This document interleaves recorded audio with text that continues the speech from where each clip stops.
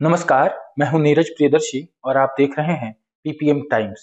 दिल्ली विधानसभा चुनाव में अब कुछ ही दिन शेष रह गए हैं और अब चूंकि चुनाव अब अपने अंतिम चरण की ओर, अपने अंतिम दौर की ओर पहुंच रहा है, तो उसके पहले बीजेपी ने, जो दिल्ली की एक प्रमुख राजनीतिक पार्टी है, उसने अपना संकल्प पत्र भाग 2 जारी किया है।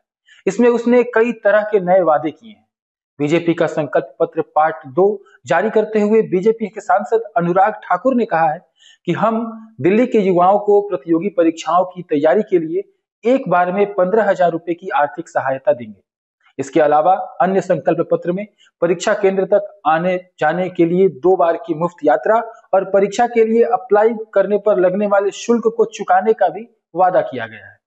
अनुराग ठाकुर ने यह भी वादा किया है कि बीजेपी की सरकार बनने पर सरकारी शिक्षण संस्थानों में जरूरतमंद छात्रों को केजी से लेकर पीजी तक मुफ्त शिक्षा दी जाएगी।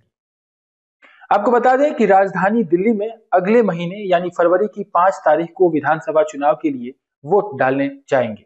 देश की राजधानी दिल्ली में होने वाले विधानसभा चुनाव के लिए सारे सियासी दल पूरी ताकत के साथ चुनाव प्रचार में जुट गए हैं। इन चुनाव में आप, बीजेपी और कांग्रेस तीनों ही मुफ्त की कई योजनाओं के जरिए मतदाताओं को लुभाने की कोशिश में लगी हुई है। दिल्ली में 5 फरवरी को विधानसभा चुनाव के लिए वोटिंग होनी है, जैसा कि हमने आपको बताया, और इन चुनाव में दिल्ली की सत्ता को बचाए रखना आम आदमी पार्टी के लिए बेहद अहम है। वहीं 3 दशकों से राज्य की सत्ता पर काबिज होने के लिए बीजेपी भी संघर्ष कर रही है, जबकि कांग्रेस पार्टी भी दिल्ली में अपनी खोई हुई राजनीतिक जमीन को दोबारा हासिल करने की कोशिश में है। और इन तीनों ही प्रमुख दलों के लिए लोक लुभावन वादे चुनाव प्रचार का अहम हिस्सा बनते दिख रहे हैं।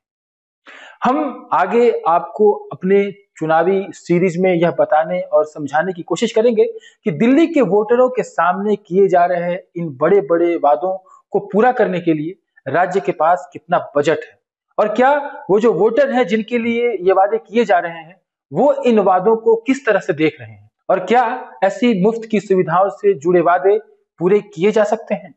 आप देखते रहें पीपीएम टाइम्स। देश और दुनिया की और भी खबरें लेकर हम होंगे आपसे रूबरू।